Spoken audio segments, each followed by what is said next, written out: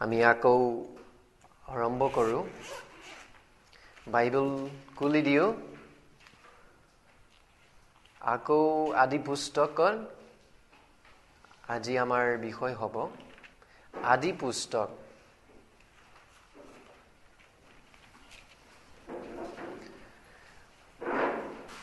আগতেই মই শিকাই দিলোঁ এই বিষয়লৈ পুৰণি নিয়মৰ শুভবাৰ্তা। পুৰণি নিয়মত বহুদিনৰ আগতে ইতিহাসত কি ঘটিলে, ঈশ্বৰে কি কাম কৰিলে, আমাৰ বাইবেল স্পষ্টকৈ লিখা আছে কেইজন মানুহৰ জীৱনত ঈশ্বৰে নিজেই উপস্থিত হৈ গৈছে।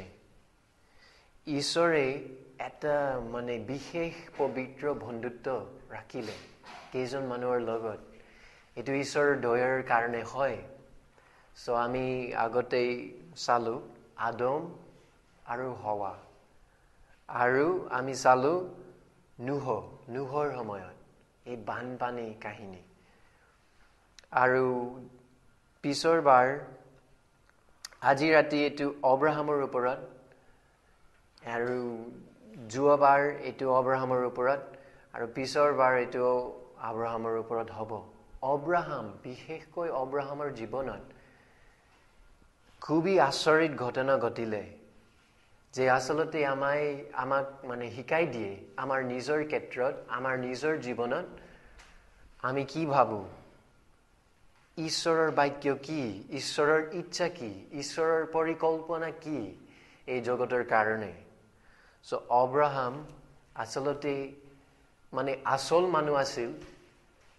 তেওঁৰ সব কাহিনী, তেওঁৰ সব ঘটনা এইটো আচলতে ঘটিছে। কিন্তু অব্ৰাহামৰ জীৱন এইটো এটা উদাহৰণ সকলো মানুহৰ বাবে। যদি আব্ৰাহামৰ কথা আমি বুজি পাওঁ, তেনেহ'লে আমাৰ নিজৰ জীৱন, আমাৰ নিজৰ প্ৰাণ, এই গুৰুত্বপূৰ্ণ বিষয় উদ্ধাৰ ক'ৰ পৰা আহে, শুভবাৰ্তা মানে কি, এই পৰিত্ৰাণ মানে কি, এইটো গম পাই যাব। আদি পুস্তক আৰু আজি ৰাতি 15 অধ্যায়।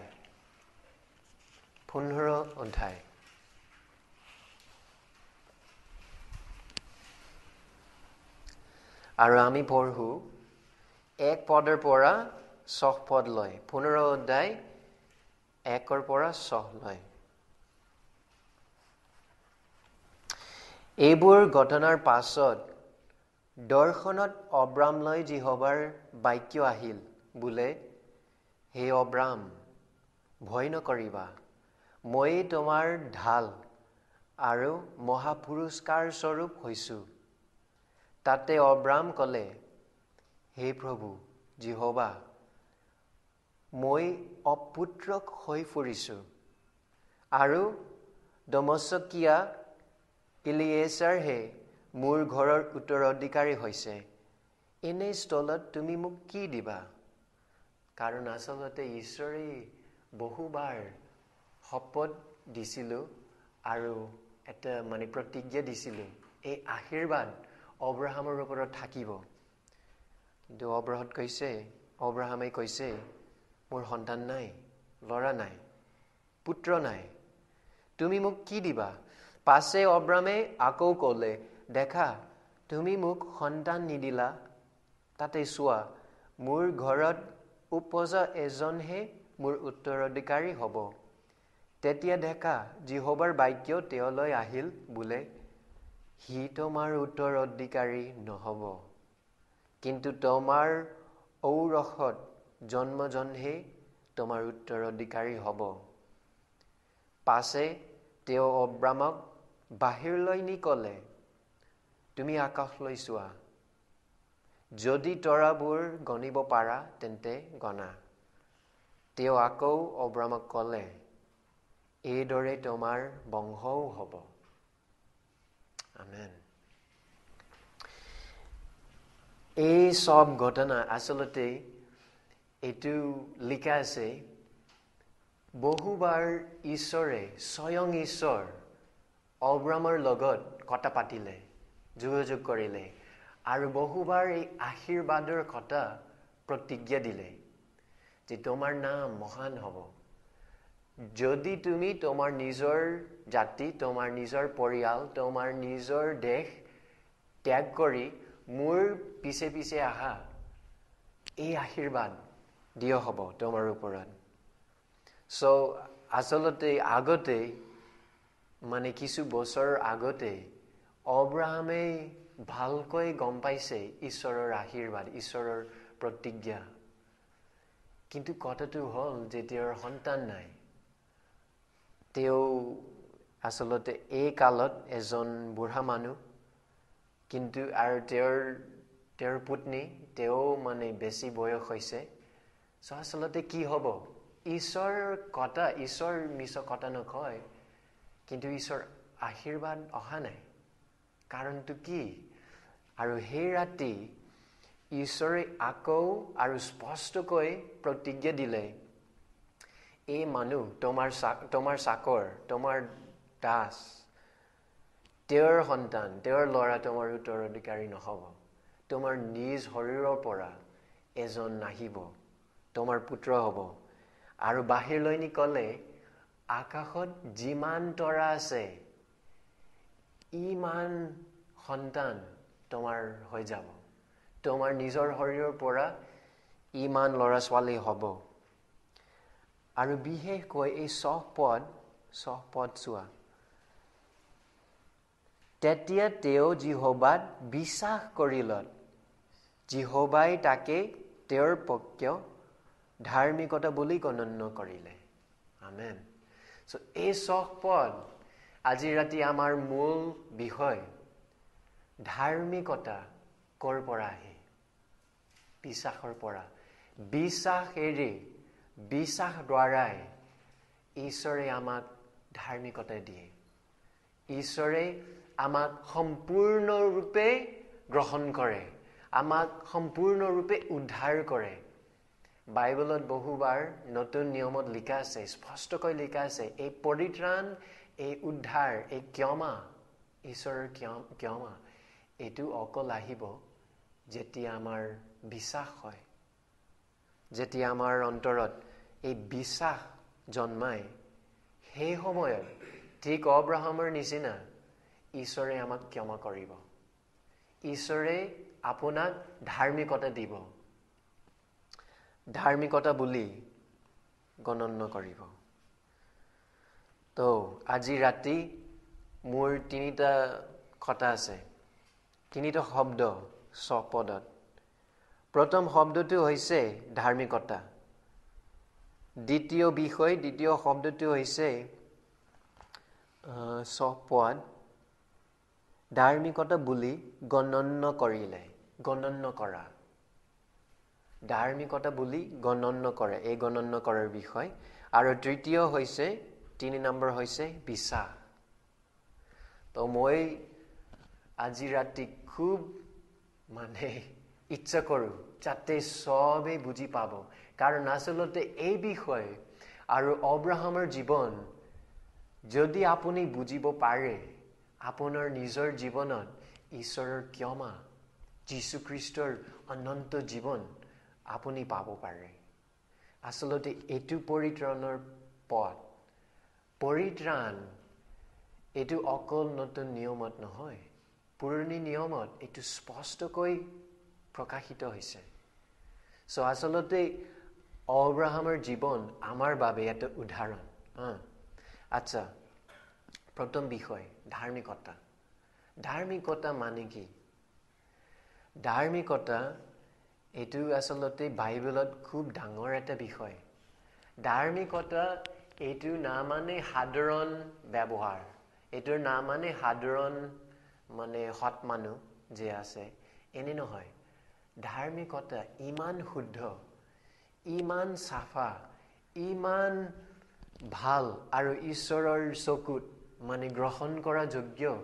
ধাৰ্মিকতা আচলতে যিজনে ঈশ্বৰৰ আইন, ঈশ্বৰৰ আজ্ঞা পালন কৰে সম্পূৰ্ণৰূপে, যাৰ অন্তৰত পাপ নাই, যাৰ জীৱনত ভুল নাই, যাৰ জীৱনত এই অপৰাধ নহয়, এই অপৰাধীৰ অৱস্থা হোৱা নাই। এইটো ধাৰ্মিক মানুহ। এই বিষয় ধাৰ্মিকতা আচলতে মানে চিধা। ঈশ্বৰৰ চকুত আমাৰ জীৱন আৰু ঈশ্বৰৰ আজ্ঞা, ঈশ্বৰৰ নিয়ম একে। কোনো পাৰ্থক্য নাই, কোনো গোপন পাপ নাই। এইটো ধাৰ্মিকতাৰ বিষয়। আৰু আচলতে বাইবেলত এই বিষয় খুবেই ডাঙৰ আৰু খুবেই প্ৰয়োজন সব মানুহৰ বাবে। এই জীৱনত মানুহে ধাৰ্মিকতাৰ ওপৰত প্ৰায়ভাগ সময় নাভাবে। বেছিভাগ সময় মানুহে কি কৰে? ব্যস্ত থাকে, নিজৰ আনন্দ লয়, নিজৰ পইচা লয়, পৰিয়াল লয়, নিজৰ বিষয়ৰ ওপৰত, নিজৰ কাম বা নিজৰ এডুকেশ্যনৰ ওপৰত, শিক্ষা, সব মানুহে খুব আগ্ৰহী, খুব বহুত সময় দিব। কিন্তু সিহঁতৰ আত্মিক অৱস্থা, ঈশ্বৰে কি ভাবে মোলৈ? ঈশ্বৰে কি ভাবে? মই এজন পাপী হওঁ না মই এজন ধাৰ্মিক মানুহ? অকল এই দুটা অৱস্থা আছে, যাৰ পাপ আছে আৰু যিজনে নিষ্পাপ, যাৰ মাজত কোনো আন্ধাৰ নাই, ধাৰ্মিকতা। কিন্তু এদিন এই জগত শেষ যোৱাৰ পিছত, বিচাৰ দিনত, যেতিয়া যীশুখ্ৰীষ্ট ঘূৰি আহিব, সেই দিনত এই ধাৰ্মিকতা বিষয় খুব ডাঙৰ, খুব গুৰুত্বপূৰ্ণ হ'ব। সেইদিন বিচাৰ দিনত সব মানুহে আচলতে খেল নকৰিব, গুৰুত্ব নিদিব এই ধন সম্পত্তিৰ ওপৰত। কাৰণ নাই, এইটো লাভ নাই। সেই দিনত আচলতে বাইবেলত লিখা আছে, বিচাৰ দিনত বা ক্ৰোধৰ দিনত ধন সম্পদৰ লাভ নাই। সেই দিনত অকল এটা বস্তু গুৰুত্বপূৰ্ণ হ'ব, ধাৰ্মিকতা। এইটো অলপ ধৰক, ধাৰ্মিকতা কেইটাবাৰ বাইবেলত এটা উদাহৰণ আছে, আমাৰ পোচাক। যদি আমাৰ পোচাক চাফা বা লেতেৰা, বিচাৰ দিন আহিলে আমাৰ পোচাক, আমাৰ অৱস্থা, আমাৰ ৰূপ খুব গুৰুত্বপূৰ্ণ হ'ব। যদি মোৰ অন্তৰত দাগ আছে, যদি মোৰ অন্তৰত জাবৰ আছে, এইটোৰ মই এজন পাপী মানুহ। আচলতে বেছিভাগ মানুহে বিশ্বাস কৰে যে ঈশ্বৰৰ মতত পাপ বা ধাৰ্মিকতা এইটো ডাঙৰ কথা নহয়। ঈশ্বৰ বেছি গুৰুত্ব নিদিয়ে। কিন্তু বাইবেলত কি কৈছে? গীতমালা 5 অধ্যায় মই পঢ়ো।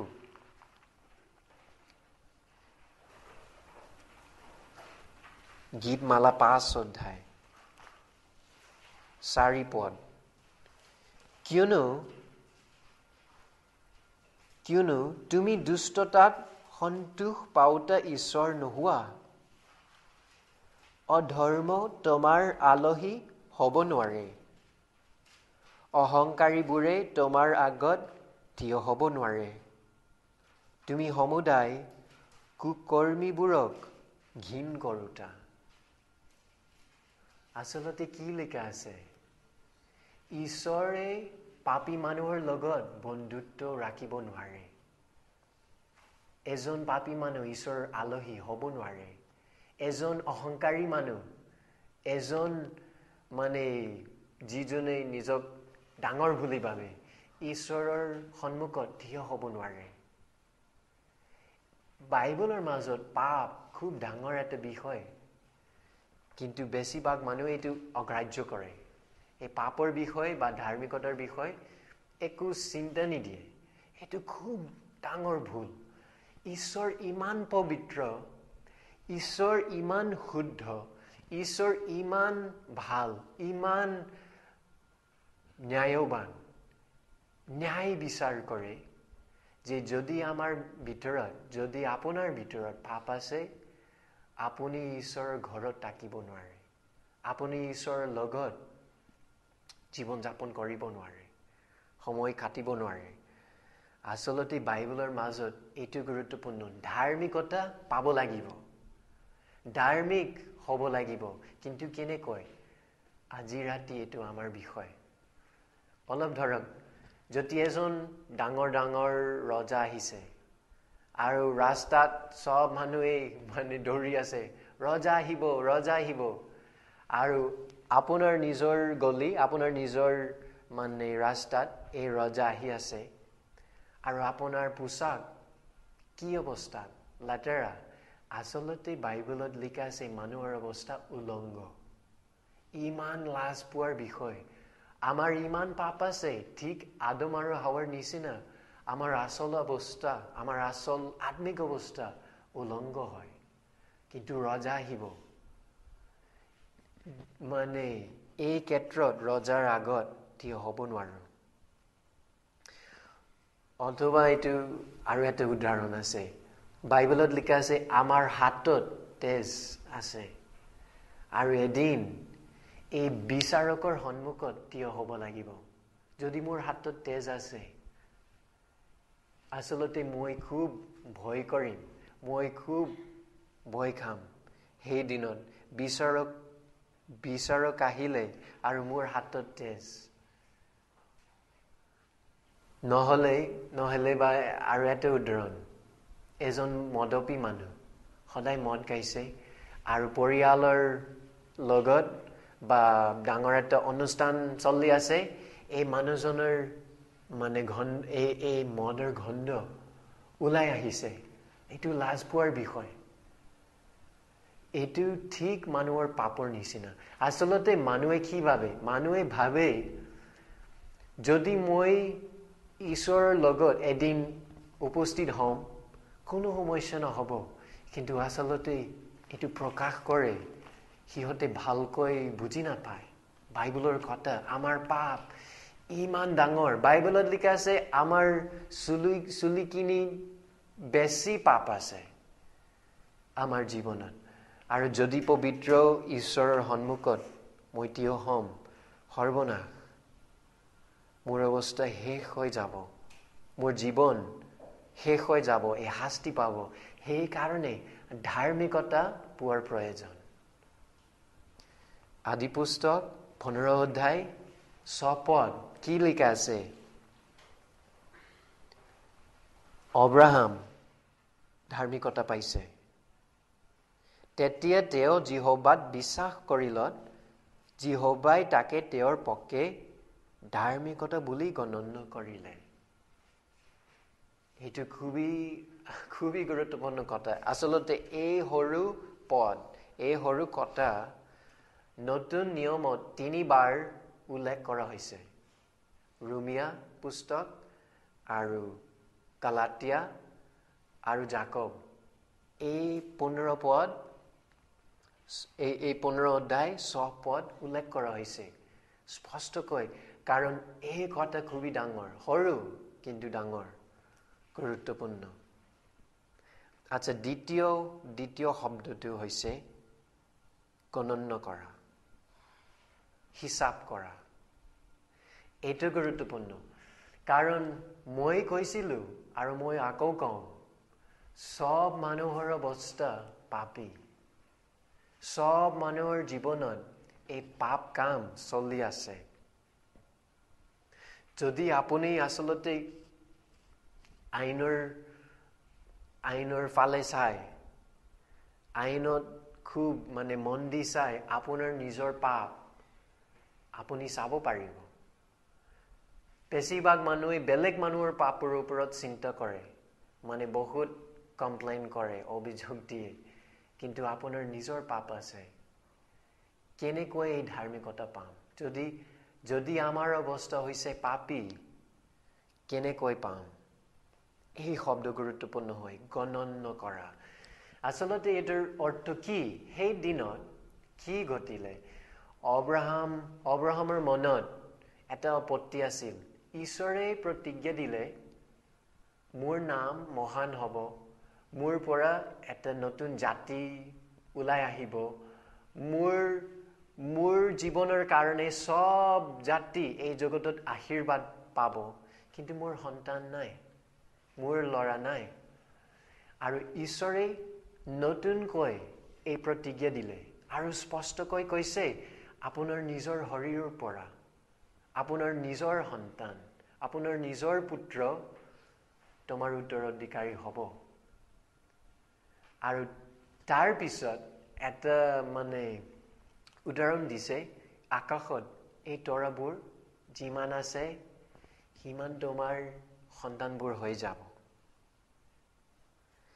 আসলতে সেই সময়তে ঈশ্বৰে কি কৰিলে অব্ৰাহাম বিশ্বাস কৰিলে আৰু ঠিক বিশ্বাস কৰাৰ পিছত ঈশ্বৰে তেওঁক ধাৰ্মিকতা মানে ধাৰ্মিক মানুহ বুলি গ্ৰহণ কৰিছে ধাৰ্মিক মানুহ এই ধাৰ্মিকতা বুলি হিচাপ কৰিলে অব্ৰাহামৰ পক্ষে এটোৰ মানে কি ঈশ্বৰে একাউন্টেন্ট কাম কৰে হিচাপ কৰে গণনা কৰে মই অলপ ভাঙি পাতি কম স্বৰ্গত লিখা আছে পুস্তক আছে ঈশ্বৰৰ পুস্তক এটোৰ ভিতৰত আপোনালোকৰ সব নাম লিখা হৈছে আপোনাৰ সব জীৱনৰ কাহিনী জীৱনৰ কাম আপোনাৰ কথা আপোনাৰ চিন্তা আপোনাৰ ব্যৱহাৰ প্ৰত্যেক ঘটনা প্ৰত্যেক দিন যি আপুনি কৰিছিলে এটো লিখা হৈছে ঈশ্বৰৰ কিতাপত এটো ঈশ্বৰৰ ৰেকৰ্ড এটো ঈশ্বৰৰ লেজাৰ ঈশ্বৰৰ কেছ সবৰ কেছ আছে ঠিক পুলিশ ষ্টেচনৰ নিচিনা যদি কেছ থাকে আপোনাৰ নাম থাকিব আপোনাৰ সব জীৱনৰ বিস্তাৰিত থাকিব তথ্য থাকিব ঈশ্বৰৰ ডাঙৰ এটা পুস্তক আছে এটোৰ ভিতৰত আপোনাৰ নিজৰ অৱস্থা আপোনাৰ নিজৰ জীৱন সেই দিনত অব্ৰাহামৰ কাৰণে কি ঘটিলে ঈশ্বৰ ভালকৈ চাব পাৰে অব্ৰাহাম এজন পাপী মানুহ এজন সাধাৰণ মানুহ পবিত্ৰ নহয় সাধাৰণ মানুহ আমাৰ নিচিনা আদম আৰু হাৱা নুহ অব্ৰাহাম মুচি দাউদ সব পুৰণি নিয়মৰ ব্যক্তি আমাৰ নিচিনা পাপী হয় অকল যীশু খ্ৰীষ্ট নিষ্পাপ কাৰণ তেওঁ ঈশ্বৰৰ পুত্ৰ ভালকৈ চাব পাৰিছিলে অব্ৰাহামৰ ক্ষেত্ৰত অব্ৰাহামৰ অৱস্থা আসলতে পাপপূৰ্ণ সব মানুহৰ নিচিনা কিন্তু এদিন তেওঁৰ বিশ্বাস দেখাৰ পিছত ঈশ্বৰে খুব আচৰিত এটা কাম কৰিলে তেওঁৰ ৰেকৰ্ড তেওঁৰ পুস্তকত তেওঁৰ সব পাপৰ কাহিনী সব পাপৰ কথা মুছি দিলে আৰু ধাৰ্মিকতা দিছিলে এটো ঈশ্বৰৰ গণনা এটো ঈশ্বৰৰ হিচাপ স্বৰ্গত ঈশ্বৰ মানে হিচাপ কৰে আমাৰ ওপৰত বিচাৰ দিন সকল মানুহে নিজৰ জীৱনৰ বাবে নিজৰ পাপৰ বাবে উত্তৰ দিব লাগিব কিন্তু অব্ৰাহাম এজন ধাৰ্মিক মানুহ বুলি গ্ৰহণ কৰা হ'ব সেইদিন এটো ঈশ্বৰৰ উপহাৰ এটো ঈশ্বৰৰ দয়া কি আচৰিত দয়া ঈশ্বৰ এজন পাপী মানুহ ধাৰ্মিক মানুহৰ দৰে গ্ৰহণ কৰিব এটো ঈশ্বৰৰ দয়া এটোৰ মানে গণনা কৰা এটোৰ মানে হিচাপ কৰা এই জগতত আসলতে আমাৰ জীৱন সব মানুহৰ বাবে এটো দেখা যায় যি কাম মই কৰো সব মানুহে মানে গম পাব সব মানুহে বুজি পাব মোৰ নিজৰ পাপ যদি হয় কিছু গোপন পাপ আছে কিন্তু কিছু পাপ যে আসলতে এটো দেখা যাব তো সেই দিনত যদি আমি অব্ৰাহামৰ লগত মানে থাকিছিলো হেতেন সেই দিনত আসলতে অব্ৰাহামৰ ৰূপ এটো হলনি কৰা নহল অব্ৰাহাম মানে তেওঁৰ বাহিৰত তেওঁৰ অৱস্থা শাৰীৰিক অৱস্থা এটো হলনি নহল সেই দিনত অকল স্বৰ্গত অকল ঈশ্বৰৰ চকুত তেওঁৰ অৱস্থা পৰিৱৰ্তিত হৈ গৈছে হলনি কৰা হৈছে সেই দিনত ঈশ্বৰৰ চকুত অব্ৰাহাম এজন ধাৰ্মিক মানুহ তেওঁ মোৰ কথা বিশ্বাস কৰিলে তেওঁৰ পাপ মোৰ মনত মোৰ চকুত এতিয়া নাই এটো গছি গল মোৰ নিজৰ ধাৰ্মিকতে ঈশ্বৰৰ নিজৰ ধাৰ্মিকতা দিয়া হৈছে অব্ৰাহামৰ ওপৰত এটো খুব আচৰিত কথা আপোনাৰ বাবে এইটো প্ৰয়োজন এই ধাৰ্মিকতা আহিব কেনেকৈ আপুনি পাব কেনেকৈ অকল এইদৰে অব্ৰাহামৰ নিচিনা সেইকাৰণে নতুন নিয়মত যীশু খ্ৰীষ্টৰ কালত বাৰে বাৰে কোৱা হ'ল অব্ৰাহামৰ সন্তান যিজনে বিশ্বাস কৰে অব্ৰাহামৰ সন্তান বেলেগ জাতি হোক বিদেশী হোক এইটোৰ কোনো কথা নাই যদি বিশ্বাস থাকে অব্ৰাহামৰ দৰে অব্ৰাহামৰ সন্তান হ'ব এইটো পৰিত্ৰাণৰ পথ আৰু এটা উদাহৰণ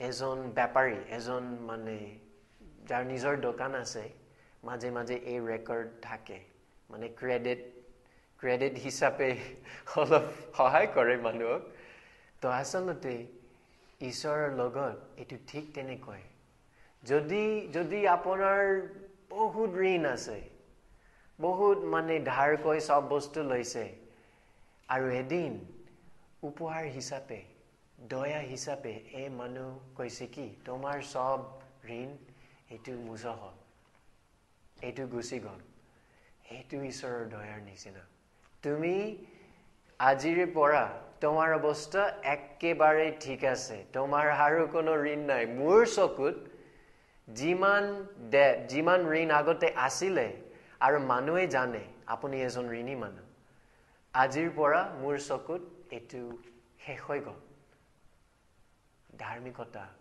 ঈশ্বৰে এজন ধাৰ্মিক মানুহ বুলি অব্ৰাহামক গ্ৰহণ কৰিলে হিচাপ কৰিলে আচলতে এই কথা বাইবেলৰ মাজত খুবেই ডাঙৰ খুবেই গুৰুত্বপূৰ্ণ আৰু আচলতে এটাৰ খুব মানে এটা জাগা আছে বিশেষকৈ এটা জাগা আছে এইটো হ'ব লাগিব এই মালা মকদ্দমা এই বিচাৰকৰ সন্মুখত বিচাৰক যদি পুলিচ আপোনাক মানে গ্ৰেপ্তাৰ কৰি যদি পুলিচ আপোনাক ধৰে আপুনি অপৰাধ কৰিছিলে আৰু বিচাৰকৰ সন্মুখত আপুনি থিয় হৈ আছে সেইদিন এই কথা এইটোও গুৰুত্বপূৰ্ণ আমেৰিকাত কি হয় বিচাৰকৰ হাতত সৰু এটা হাতৰি আছে গ্যাভল বুলি কয় এই গ্যাভল তেওঁ ইউজ কৰে মানে শব্দ কৰে বিশেষকৈ যেতিয়া এই কেছ সম্পূৰ্ণৰূপে শেষ হৈ গৈছে তেওঁ সম্পূৰ্ণৰূপে চালে আপোনাৰ অৱস্থা আপোনাৰ পাপ আপোনাৰ অপৰাধ মানে দোষী হোক বা নিৰ্দোষী হোক সব কিছু শুনিছিলে এই বিচাৰক সব চালে আৰু আইন আৰু আজ্ঞা যি লিখা আছে নিয়মত এইটো মানে তেওঁ চালে এই সৰু গ্যাভেল শব্দ কৰিলে এইটোৰ মানে শেষ হৈ গৈছে শব্দ মানে ঠিক কৰাৰ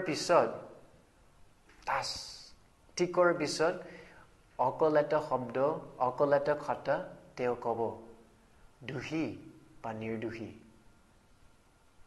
বা পাপী বা ধাৰ্মিক ঈশ্বৰ ক'ব ধাৰ্মিক বা পাপী আচলতে সেই দিনত অব্ৰাহামৰ ক্ষেত্ৰত কি ঘটিলে ঈশ্বৰ এই জগতৰ বিচাৰক এই জগতৰ বিচাৰ কৰোঁতা তেওঁৰ নিজৰ সিদ্ধান্ত ল'লে এজন ধাৰ্মিক মানুহ অব্ৰাহাম মোৰ চকুত ধাৰ্মিক হৈ গৈছে এতিয়াৰ পৰা ধাৰ্মিক হ'ব এই সিদ্ধান্ত এইটো চিৰস্থায়ী এই সিদ্ধান্ত এইটো কেতিয়াও গুচি যাব নোৱাৰে এইটো ঈশ্বৰৰ দয়া ঈশ্বৰৰ পৰিত্ৰাণ আপোনাৰ কাৰণে এইটো প্ৰয়োজন হ'ব যদি এতিয়া এইটো হোৱা নাই বিচাৰ দিন আহিলে কি হ'ব আচলতে এই কথাটো খুবেই আচৰিত আৰু খুবেই ভাল খ্ৰীষ্টান মানুহৰ বাবে বিশ্বাসীৰ বাবে কাৰণ এইটোৰ অৰ্থ কি বাইবেলত দুটো পদ আছে আচ্ছা শুনক এইটো ৰোমিয়া এই কাৰণে যীশু খ্ৰীষ্টত থকাবিলাকলৈ এতিয়া কোনো দণ্ডাজ্ঞা নাই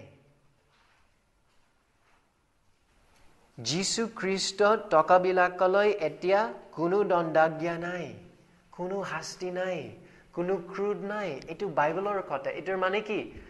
বিচাৰক তেওঁৰ নিজৰ সিদ্ধান্ত লোৱাৰ পিছত এইটো কেতিয়াও এই শাস্তি নাহিব, কেতিয়াও ক্ৰোধ বা খং নাহিব। ঈশ্বৰৰ মন স্থিৰ হৈ থাকে, তেওঁৰ সিদ্ধান্ত স্থিৰ হৈ থাকিব। আৰু এটা পদ আছে, লিখা আছে ৰোমিয়াত, ঈশ্বৰৰ মনোনীতবিলাকৰ বিৰুদ্ধে কোনে আপবাদ দিব? ঈশ্বৰহে ধাৰ্মিক বুলি গণিত কৰোতা। যদি ঈশ্বৰ কয় হে মানুহ মোৰ চকুত ধাৰ্মিক, এজন ধাৰ্মিক মানুহ হিচাপে মই গ্ৰহণ কৰিছো এই মানুহ, কোনে আহি অপবাদ দিব? কোনে আপত্তি কৰিব? কোনো মানুহ নাই, কাৰণ অকল এজন বিচাৰ কৰোতা, ঈশ্বৰ। সেইকাৰণে যদি অব্ৰাহামে আচলতে বুজি পায় কি আনন্দ, কি শান্তি, আজিৰ পৰা মোৰ আৰু কোনো সমস্যা নাই। বেলেগ মানুহক, বাহিৰৰ মানুহ যি চিন্তা কৰে, যি বেয়া কথা কয় মোৰ ওপৰত, ঈশ্বৰে মোক গ্ৰহণ কৰিছে। ঈশ্বৰ মোৰ বন্ধু, ঈশ্বৰ মোক প্ৰেম কৰে, ঈশ্বৰ মোৰ ওপৰত দয়া দিছে। এই সিদ্ধান্ত এইটো মোচা নহ'ব, এই সিদ্ধান্ত গছি নাযাব। ঈশ্বৰ তেওঁৰ হাতেৰে কৈছে ধাৰ্মিক, এইটো মানে গণনা কৰা। আৰু যদি আপুনি বুজি পাব, যদি আপোনাৰ নিজৰ ব্যক্তিগত অভিজ্ঞতা পাইছে, কি আনন্দ, কি শান্তি আপোনাৰ অন্তৰত থাকিবনে? মোৰ নিজৰ জীৱনত এইটো ঘটিছে যেতিয়া মই আমেৰিকাত আছিলোঁ, হাইস্কুলৰ সময়ত, ক্লাছ 10ত। ঈশ্বৰে একেই দয়া দিছে মোৰ ওপৰত। মই আচলতে গম পালো মোৰ চব পাপ ক্ষমা কৰা হ'ল। মোৰ অন্তৰ, মোৰ জীৱন, মোৰ নিজৰ কেছ এইটো একেবাৰে চাফা হৈ গৈছে। আৰু সেই দিনৰ পৰা এই নতুন আনন্দ, নতুন শান্তি জন্মাইছে। মই আনন্দ কৰিলো, মই প্ৰশংসা কৰিলো, ধন্যবাদ দিলো। এই সদায় কৃতজ্ঞতাত মই থাকিছিলো, কৃতজ্ঞ থাকিছিলো। আচ্ছা, শেষ আৰু তৃতীয় শব্দ আৰু বিষয়, বিশ্বাস। আকৌ পঢ়ো আদি পুস্তক। তেতিয়া তেওঁ জিহোৱাত বিশ্বাস কৰিলত, জিহোৱাই তাকে তেওঁৰ পক্ষে ধাৰ্মিকতা বুলি গণ্য কৰিলে। বিশ্বাস কৰিলত, বিশ্বাস কৰাৰ সময়ত এইটো সদায় ঈশ্বৰৰ পথ, এইটো সদায় ঈশ্বৰৰ উপায়।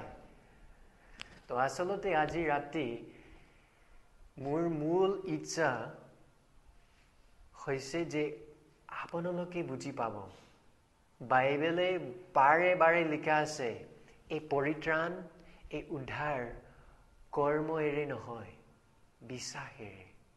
কৰ্ম দ্বাৰাই ঈশ্বৰৰ শান্তি, ঈশ্বৰৰ ক্ষমা নাহিব। আমাৰ নিজৰ কৰ্ম একো নাই, ঈশ্বৰক সন্তুষ্ট কৰিব নোৱাৰে। সেইটো চব সময়তে দয়াৰ কাৰণে আৰু বিশ্বাস দ্বাৰাই। যেতিয়া এজন মানুহৰ বিশ্বাস হয়, বিশ্বাসী হৈ যায়, ঈশ্বৰৰ ওপৰত বিশ্বাস কৰে, সেই দিনত এই উপহাৰ, এই দান আহিব, পৰিত্ৰাণ। এটা প্ৰশ্ন আছে, যদি আমি সকলো পাপী মানুহ, যদি স্বৰ্গ আৰু নৰক আচল হয়, আৰু যদি মই নৰকলৈ গৈ আছো, কি কৰা যায়? মই ঈশ্বৰক কি দিম তেওঁক সন্তুষ্ট কৰিবলৈ? কি দিব পাৰো? পইচা নহব। ঈশ্বৰৰ পইচাৰ বাবে কোনো কাৰণ নাই, কোনো দৰকাৰ নাই ঈশ্বৰৰ কাৰণে। পইচা একো নাই, পইচা আমাক সহায় নকৰে। প্ৰাৰ্থনা, বহুত মানুহে ভাবে প্ৰাৰ্থনা কৰিলে ঈশ্বৰে মোক গ্ৰহণ কৰে, প্ৰাৰ্থনা কৰিলে ঈশ্বৰ মোৰ বন্ধু হ'ব। বাইবেলত লিখা নাই বাইবেলত লিখা আছে পাপী মানুহৰ প্ৰাৰ্থনা ঈশ্বৰে গ্ৰাহ্য কৰে, ঘিণ কৰে। আনকি আমাৰ প্ৰাৰ্থনা ঈশ্বৰৰ চকুত লেতেৰা। ধৰক মানুহে কেনেকৈ প্ৰাৰ্থনা কৰে, ঈশ্বৰ মোক আশীৰ্বাদ দিয়ে, ঈশ্বৰ মোৰ পইচা নাই, মোৰ অভাৱ আছে, ঈশ্বৰ সদায় স্বাৰ্থপৰ এনেদৰে প্ৰাৰ্থনা কৰে। সেইটো আমাক চাফা নকৰিব। ঈশ্বৰৰ পথ, ঈশ্বৰৰ পৰিত্ৰাণ কৰ পৰা আহে? আমাৰ প্ৰাৰ্থনাৰ পৰা নাহে, পইচাৰ পৰা নাহে, মানে চকুলো এইটোৰ পৰা নাহে। চকুৰ পানী বাৰে বাৰে আহিব, খুব মানে মনত মোৰ চব পাপ মই পস্তাম, কিন্তু এইটো আমাক সহায় নকৰে। জীৱ জন্তুৰ তেজ দিব পাৰে, বলিদান দিব পাৰে। মুছলমান মানুহে কি কৰে? নামাজ পঢ়ে বা বিভিন্ন ধৰণৰ ধৰ্ম কৰ্ম আছে এই জগতত। এইটো কেতিয়াও ঈশ্বৰক সন্তুষ্ট নকৰে। বিভিন্ন ভাষায়েদি বিশেষকৈ মন্ত্ৰ কোৱাৰ পিছত ঈশ্বৰৰ অৱস্থা একে, আমাৰ প্ৰাণৰ অৱস্থা একে। আনকি বহুত খ্ৰীষ্টান মানুহৰ ভুল হৈছে বেপ্টিজম লোৱা। বেপ্টিজম লোৱাৰ পিছত একে অৱস্থা, পাপী। বেপ্টিজম গ্ৰহণ কৰাৰ আগতে এজন পাপী মানুহ পানীৰ মানে তলেদি যায়, ওপৰেদি আহে, আকৌ এই একে অৱস্থা। অন্তৰ হৈছে পাপ স্বভাৱ। বেপ্টিজম আমাক উদ্ধাৰ নকৰে। অকল এটা বস্তু, অকল এটা বিষয়, বিশ্বাস দ্বাৰাই। বিশ্বাস আচলতে খালী। বিশ্বাস আচলতে এইটোৰ কোনো মানে গুণ নাই, এইটোৰ কোনো আচৰিত কথা নাই। বিশ্বাস আচলতে অৰ্থ হৈছে মোৰ হাতত একো নাই ঈশ্বৰ, মোৰ অৱস্থা অসহায়, মই একো দিব নোৱাৰো। বিশ্বাস মানে মই তোমাৰ ওপৰত বিশ্বাস কৰি আছো, তোমাৰ ওপৰত নিৰ্ভৰ কৰি আছো। যিজনে বিশ্বাস কৰে আচলতে গম পায় নিজৰ আত্মিক মানে অভাৱ। যিজনে বিশ্বাস কৰে আচলতে গম পায় যে নিজকেই উদ্ধাৰ কৰিব নোৱাৰো। আপুনি কেতিয়াও গম পাইছেনে এই বিষয়ে? আপোনাৰ পাপৰ বাবে আপুনি কোনো কৰ্ম কৰিব নোৱাৰে। এই জগতত যি সব ধৰ্ম কৰ্ম কাম আছে, এইটো কেতিয়াও নহব আপোনাৰ ক্ষেত্ৰত, আপোনাৰ পাপ মুচিবলৈ। আচ্ছা, কিছুমান মানুহে ভাবে 5 বাৰ দিনত 5 বাৰ যদি প্ৰাৰ্থনা কৰে বা প্ৰতিদিন প্ৰভুৰ প্ৰাৰ্থনা কৰিলে, এই বাইবেলৰ পৰাই সৰু প্ৰভুৰ প্ৰাৰ্থনা যে হয়, প্ৰতিদিন প্ৰভুৰ প্ৰাৰ্থনা যদি কৰি আছো, এইটো মোক সহায় কৰে। এইটোৰ মানে আচলতে সিহঁতৰ আচল বিশ্বাস নাই। আচল বিশ্বাস মানে মই গম পাইছো মোৰ নিজৰ অভাৱ, মই এজন দুখীয়া মানুহ, মই আচলতে এজন দৰিদ্ৰ মানুহ ঈশ্বৰৰ ৰাজ্যত, আৰু মই একো দিব নোৱাৰো। মোৰ বাবে এজন উদ্ধাৰকৰ্তা প্ৰয়োজন, যীশু খ্ৰীষ্ট, আৰু তেওঁৰ তেজ, তেওঁৰ মৃত্যু, তেওঁৰ পুনৰুত্থান আমাৰ বাবে আমাক চাফা কৰিব পাৰে, আমাৰ ওপৰত এক ক্ষমা দিব পাৰে, অকল তেওঁৰ তেজেৰে। আৰু মই তেওঁৰ ওপৰত বিশ্বাস কৰো। সেই সময়ত ঈশ্বৰ আপোনাক গ্ৰহণ কৰিব পাৰে, ধাৰ্মিকতা দিব পাৰে। অলপ চিন্তা কৰক এই বিষয়লৈ। অব্ৰাহাম সেই দিনত ঈশ্বৰে গ্ৰহণ কৰিলে কিয়? তেওঁ কি কৰিলে? একো কৰা নাই। তেওঁ ঘৰত আছিলে, এটা দৰ্শন পালে, সেই দৰ্শনত ঈশ্বৰৰ ঈশ্বৰৰ মাত শুনিছিলে, ঈশ্বৰৰ বাক্য আহিলে আৰু বুজি পাইছে মোৰ সন্তান নাথাকিলে ঈশ্বৰৰ কথা ঠিক, ঈশ্বৰৰ কথা নিশ্চয় এদিন হ'ব, তেওঁৰ সব কথা পূৰ্ণ হৈ যাব, এদিন এই আশীৰ্বাদ আহিব। তেওঁ কোনো কাম কোনো কৰ্ম কৰা নাই, অকল তেওঁৰ প্ৰতিজ্ঞাৰ ওপৰত বিশ্বাস কৰিলে, আৰু সেইকাৰণে ঈশ্বৰে তেওঁক ক্ষমা দিলে, ঈশ্বৰে তেওঁক গ্ৰহণ কৰিলে। অব্ৰাহামৰ জীৱন খুবেই ভাল এটা উদাহৰণ আমাৰ কাৰণে। আৰু একেই ঘটনা, প্ৰায় একেই ঘটনা নতুন নিয়মত হৈছে এজন পেৰালাইজ মানুহ, কি বুলি কয় পেৰালাইচিছ বাইবেলত?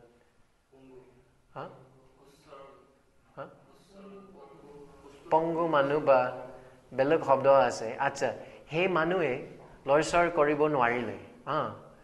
মাৰ্ক 2 অধ্যায় লিখা আছে, এই বিছনাৰ ওপৰত পৰিছিলে। তেওঁ মানে এক হাত বা এক ভৰি বা তেওঁৰ মাথা লৰচৰ কৰিব নোৱাৰিলে। আৰু যীশুখ্ৰীষ্টত তেওঁৰ বিশ্বাস দেখি কৈছে, তোমাৰ সব পাপ ক্ষমা কৰা হ'ল, সাহসী হোৱা, তোমাৰ পাপ ক্ষমা কৰা হ'ল। একেই ঘটনা, কোনো কৰ্ম নাই, কোনো কাম নাই, কিন্তু বিশ্বাস আছে যীশুৰ ওপৰত। সেইকাৰণে আজি ৰাতি মই প্ৰচাৰ কৰি আছো, এই উদ্ধাৰ, এই ক্ষমা কেনেকৈ আহিব? বিশ্বাস দ্বাৰাই, যীশুৰ ওপৰত বিশ্বাস কৰিব লাগিব, অকল ঈশ্বৰৰ ওপৰত নহয়। প্ৰায় সব মানুহে ভাবে, প্ৰায় সব মানুহে কয়, মই ঈশ্বৰক মানে বিশ্বাস কৰোঁ, মোৰ বিশ্বাস আছে এজন ঈশ্বৰ, অকল এজন আছে স্বৰ্গত। এনে নহয়, এইটো মানে বেছি স্পষ্ট নহয়। আৰু বিশেষকৈ তেওঁৰ পুত্ৰৰ ওপৰত বিশ্বাস কৰিব লাগিব। অব্ৰাহামৰ ক্ষেত্ৰত কি হৈছে? অব্ৰাহামৰ সময়ত, অব্ৰাহামৰ কালত, এইটো যীশুখ্ৰীষ্টৰ প্ৰায় 2000 বছৰ আগতে, ইমান বছৰ আগতে, ইমান পুৰণি কালত যীশুখ্ৰীষ্টৰ জন্ম হোৱা নাই। তো কেনেকৈ তেওঁৰ আচল বিশ্বাস ঘটিলে? যীশুখ্ৰীষ্ট যোহন 8 অধ্যায় কৈছে, অব্ৰাহামে মোৰ দিনত চালে আৰু আনন্দ কৰিলে। আচলতে এইটোৰ অৰ্থ কি? গোপনভাৱে, গভীৰভাৱে অব্ৰাহাম ঈশ্বৰৰ কথা ইমান বিশ্বাস কৰিলে, তেওঁ শুনিছিলে এদিন এজন উদ্ধাৰকৰ্তা আহিব। কাৰণ আদম আৰু হাৱাৰ সময়ত এই প্ৰথম প্ৰতিজ্ঞা দিয়া হ'ল, এই স্ত্ৰীৰ পৰা, স্ত্ৰীৰ সন্তান শয়তানক ধ্বংস কৰিব, যীশুখ্ৰীষ্ট। এনেদৰে প্ৰতিজ্ঞা আছিলে অব্ৰাহামৰ সময়ত। আৰু অব্ৰাহাম ঈশ্বৰৰ ওপৰত আৰু ঈশ্বৰ প্ৰতিজ্ঞাৰ ওপৰত, শপতৰ ওপৰত বিশ্বাস কৰিলে। সেই সময়ত গোপনকৈ, গভীৰকৈ তেওঁ যীশুখ্ৰীষ্টৰ ওপৰত বিশ্বাস কৰিছিলে। পুৰণি নিয়মত এইটো ভালকৈ দেখা নাযায় যীশুখ্ৰীষ্টৰ বিষয়ে। তেওঁৰ নাম কোনেও জনা নাই, তেওঁৰ সব জীৱনৰ কাহিনী অলপ অলপ ভাৱবাদীৰ কথা আছিলে, কি হ'ব, কি ঘটিব, কিন্তু স্পষ্টকৈ চাব নোৱাৰিলে। তথাপি এই কালৰ মানুহ আচল বিশ্বাস, বাস্তৱিক বিশ্বাস আছিলে, থাকিছিলে। সেইকাৰণে ঈশ্বৰে এই একে ক্ষমা দিলে অব্ৰাহামক। তো আজি আপোনাৰ দায়িত্ব, আপোনাৰ জীৱন এইটো একেই অৱস্থা। আপোনাৰ অকল একমাত্ৰ উপায় আছে স্বৰ্গলৈ যোৱা আৰু ঈশ্বৰৰ লগত নতুন সম্বন্ধ পোৱা, নতুন সম্পৰ্ক পোৱা। অকল এটা উপায় আছে, বিশ্বাস কৰিব লাগিব যীশুখ্ৰীষ্টৰ ওপৰত, তেওঁৰ ক্ৰুচৰ ওপৰত, তেওঁৰ তেজৰ ওপৰত। জীৱ জন্তুৰ বলিদান নহয়, ঈশ্বৰৰ পুত্ৰৰ বলিদান। তেওঁৰ ওপৰত বিশ্বাস কৰিব লাগিব। আৰু সেইদিনা এইটো হয়, সেইদিনা এইটো হৈ যায় আপোনাৰ বিশ্বাস। সম্পূৰ্ণৰূপে ঈশ্বৰে আপোনাক ক্ষমা দিব, অনন্ত জীৱন দিব, প্ৰেম দিব, গ্ৰহণ কৰিব তেওঁৰ নিজৰ সন্তান হিচাপে। তো মই কিছু কাৰণ প্ৰকাশ কৰিব বিচাৰো কেনেকৈ বা কিয় ঈশ্বৰে এই বিশ্বাস মানে বাছি ল'লে নিৰ্বাচন কৰিলে আমাক উদ্ধাৰ কৰিবলৈ কিহৰ কাৰণে এইটো সদায় বিশ্বাস দ্বাৰাই কৰ্মৰ দ্বাৰাই নহয় কিহৰ কাৰণে এইটোৰ উত্তৰ পাই যাব ৰোমিয়া 4 অধ্যায় ৰোমিয়া 4 অধ্যায় এই সম্পূৰ্ণ অধ্যায় অব্ৰাহামৰ ওপৰত আৰু বিশেষকৈ যেতিয়া এই 15 অধ্যায় আমি পঢ়িছিলোঁ যেতিয়া তেওঁ বিশ্বাস কৰিলে এই একে ঘটনাৰ ওপৰত এই সম্পূৰ্ণ অধ্যায় ৰোমিয়াত এই কাৰণে মই জানো এইটো গুৰুত্বপূৰ্ণ কথা সৰু কথা নহয় আচ্ছা এই অধ্যায়ত এই সব পঢ়িব নোৱাৰো সময় নাই কিন্তু তিনিটা কাৰণ আছে তিনিটা কাৰণ দেখা যায় কিহৰ কাৰণে এইটো সব সময়তে বিশ্বাস দ্বাৰাই আৰু কৰ্ম দ্বাৰাই নহয় প্ৰথম কাৰণ হৈছে 15 পদ 4 অধ্যায় 15 পদ কিয়নো বিধানে ক্ৰোধ সাধন কৰায় কিন্তু য'ত বিধান নাই তাত উলংঘনো নাই অৰ্থাৎ যদি কৰ্মৰ দ্বাৰাই হয় সৰ্বনাশ ঈশ্বৰৰ ক্ৰোধ আপোনাৰ ওপৰত আহিব বিধান ঈশ্বৰৰ নিয়ম ঈশ্বৰৰ আজ্ঞা কোনেও পালন কৰা নাই লিখা আছে যে সম্পূৰ্ণ মন সম্পূৰ্ণ শক্তিয়েদি ঈশ্বৰক প্ৰেম কৰিব লাগিব আপুনি কৰিছেনে কৰা নাই আমি প্ৰায় কি দিওঁ মানে আধা অন্তৰ অলপ শক্তি দিওঁ অলপ চেষ্টা কৰোঁ তেওঁ প্ৰেম কৰিবলৈ আৰু যদি ভালকৈ হোৱা নাই এইটোৰ কোনো কথা নাই এইটো পাহৰি যাওঁ এইটো পাপ হয় প্ৰতিদিন এই পাপ চলি আছে যীশুখ্ৰীষ্ট ক'লে বিধানৰ মাজত এই আজ্ঞা আটাইতকৈ ডাঙৰ সম্পূৰ্ণ মন সম্পূৰ্ণ হৃদয়েদি ঈশ্বৰক প্ৰেম কৰিব লাগিব সেৱা কৰিব লাগিব সন্মান কৰিব লাগিব যদি বিধানৰ দ্বাৰাই হয় সৰ্বনাশ ঈশ্বৰৰ ক্ৰোধ ঈশ্বৰৰ খং ঈশ্বৰৰ শাস্তি আহিব আচলতে মানুহে কি ভাবে মানুহে ভাবে মোৰ নিজৰ ধৰ্ম কৰ্ম মোৰ লেতেৰা বস্তু এজন কুষ্টি ৰোগৰ মানুহৰ নিচিনা দামী কাপোৰ যদি মোৰ পোছাক হৈ যায় যদি এইটো মানে ঢাকে মোৰ অৱস্থাত ঈশ্বৰে গম নাপাব আমাৰ ধৰ্ম কৰ্ম আমাক ঢাকিব নোৱাৰে আমি লুকাই থাকিব নোৱাৰো যদি বিধান হয় যদি বিধান থাকে যদি আজ্ঞা থাকে ঈশ্বৰৰ ক্ৰোধ নিশ্চয় আহিব কাৰণ আমি সকলো পাপীৰ মানুহৰ কাৰণে এই আজ্ঞা এই নিয়ম এইটো ভয়ানক কথা যিজনে অপৰাধ কৰিলে যিজনে বেয়া কাম বেয়া কথা বেয়া চিন্তা কৰিলে এই আজ্ঞা শুনে এই বিধানৰ কথা শুনে খুব মানে ভয় খায় কাৰণ আমাৰ নিজৰ বিপদজনক অৱস্থা আমি জানো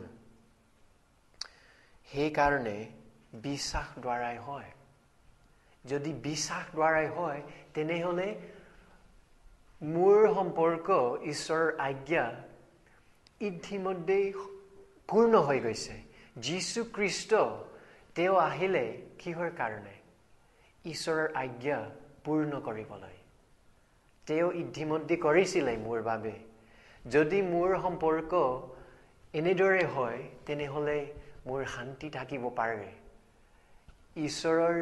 যিজনে ঈশ্বৰৰ সন্তান যিজনে আসল বিশ্বাসী উদ্ধাৰ পোৱা মানুহ আচলতে বিধানৰ লগত বা ঈশ্বৰৰ আইনৰ লগত নতুন এটা সম্পৰ্ক পাইছে। কোনো দাবী নাই, কোনো দাবী নাই, কোনো ভয় নাই। এই সব দায়িত্ব যীশু খ্ৰীষ্ট মোৰ বাবে কৰিলে, পূৰ্ণ কৰিলে। আৰু এটা কাৰণ আছে, 2 পদ, 4 অধ্যায় 2 পদ। কিয়নো অব্ৰাহাম যদি কৰ্মৰ দ্বাৰাই ধাৰ্মিক বুলি গণিত হ'ল, তেন্তে গৌৰৱৰ কাৰণে তেওঁৰ আছে, কিন্তু ঈশ্বৰৰ আগত নহয়। গৌৰৱৰ কাৰণে তেওঁৰ আছে, গৌৰৱ ঈশ্বৰৰ আগত নচলিব। অহংকাৰ হোৱা বা এজন মানুহ যে বেছি গৌৰৱ কৰে, ঈশ্বৰৰ চকুত এইটো গুণ নহয়, এইটো পাপ। আচলতে বেছিভাগ মানুহে এই দেশত মই বাৰে বাৰে শুনিছিলোঁ খুব গৌৰৱ কৰে। নিজৰ পৰিয়াল, নিজৰ গাঁও, নিজৰ দেশ, নিজৰ ব্যৱসায়, নিজৰ সকলো কিছু গৌৰৱ কৰে। কিন্তু যদি এই বিধান বা যদি এই কৰ্মৰ দ্বাৰে আমাৰ পৰিত্ৰাণ হয়, স্বৰ্গত কি হ'ব? আমি সকলো গৌৰৱ কৰিম। ঈশ্বৰ এইটো ইচ্ছা নাই, ঈশ্বৰ এইটো গ্ৰহণ নকৰে, এইটো পাপ হৈ যাব। স্বৰ্গত সব প্ৰশংসা ঈশ্বৰৰ ফালে, সব প্ৰশংসা যীশু খ্ৰীষ্টৰ ফালে হয়।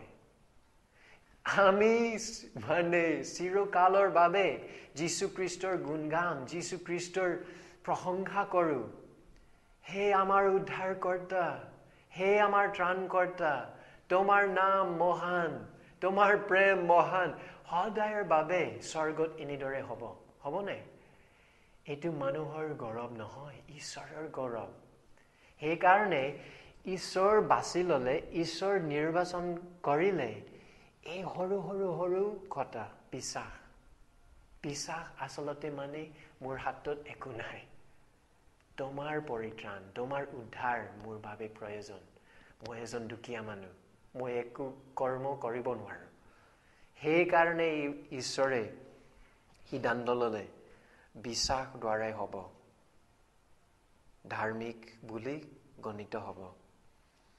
আৰু তৃতীয় আৰু শেষ কাৰণ 4 পদ, 4 অধ্যায় 4 পদ। কৰ্মকাৰীৰ বেচ অনুগ্ৰহ বুলি গণিত নহয়, পাওনা বুলিহে গণিত হয়। অনুগ্ৰহ নহয়, যাতে ঈশ্বৰৰ অনুগ্ৰহ দেখা যাব, যাতে ঈশ্বৰৰ দয়া সব মানুহে গম পাব। সেইকাৰণে তেওঁ স্থিৰকৈ সিদ্ধান্ত ল'লে, অকল যেতিয়া এজন মানুহ, যেতিয়া এজন মাইকী মানুহ, যেতিয়া এজন বয়স মানুহ বা এজন সৰু ল'ৰা বিশ্বাস কৰিলে ক্ষমা পাব। যেতিয়া নিজৰ পাপ স্বীকাৰ কৰে, গম পায় আৰু মোৰ ওপৰত বিশ্বাস কৰে, মোৰ ওপৰত নিৰ্ভৰ কৰে, সেই সময়ত ঠিক এই ছেকেণ্ডত তেওঁ অনন্ত জীৱন পাব, যাতে তেওঁ বুজি পাব মোৰ দয়া কিমান মূল্যৱান, কি গুৰুত্বপূৰ্ণ, কি আচৰিত মোৰ দয়া। এইটো ঈশ্বৰৰ অনুগ্ৰহ, যাতে সদায়ৰ বাবে মই গম পালো ঈশ্বৰ দয়ালু, ঈশ্বৰ মংগলময়, ঈশ্বৰ আমাক গ্ৰহণ কৰে বিনামূলীয়া। ঈশ্বৰক একো দাম, একো বস্তু, একো কৰ্ম দিব নালাগে। ঈশ্বৰে তেওঁৰ ডাঙৰ হৃদয়ৰ কাৰণে, তেওঁৰ প্ৰেমৰ কাৰণে মোক গ্ৰহণ কৰে। পাপী মানুহ হ'লেও মোক অনুগ্ৰহ কৰিছে, মোক দয়া দিছে। সেইকাৰণে এইটো বিশ্বাসেৰে হয়। তো আজি ৰাতি মই শেষ হৈছোঁ। 2টা উপদেশ আছে। প্ৰথম হৈছে, যাৰ উদ্ধাৰ নাই, যাৰ পৰিত্ৰাণ নাই, আজি ৰাতি ঈশ্বৰে আপোনাক লৈ আহিছে এই ঘৰত অব্ৰাহামৰ কাহিনী শুনিবলৈ। আপুনি কি কৰিব? আপোনাৰ দায়িত্ব কি?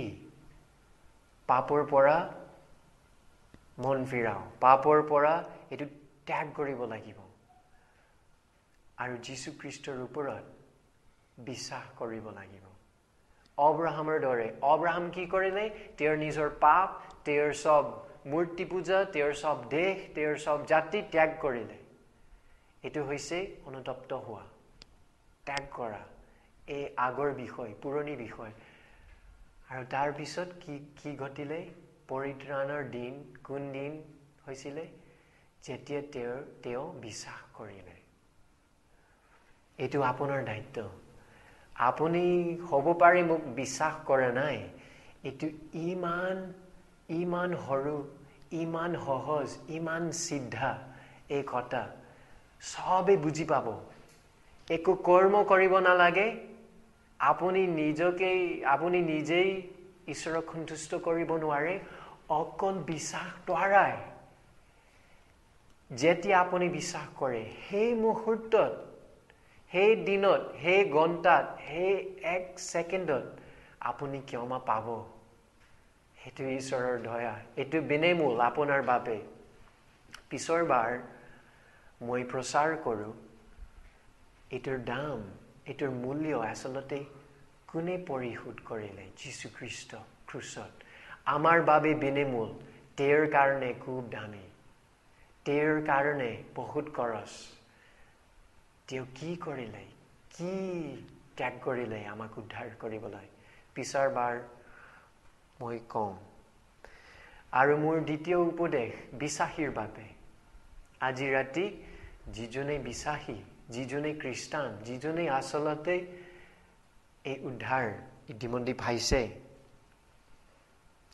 আপোনাৰ দায়িত্ব কি আপোনাৰ উপদেশ মোৰ উপদেশ আপোনাৰ বাবে কি আপুনি সদায়ৰ বাবে বিশ্বাস দ্বাৰাই জীৱন যাপন কৰিব লাগিব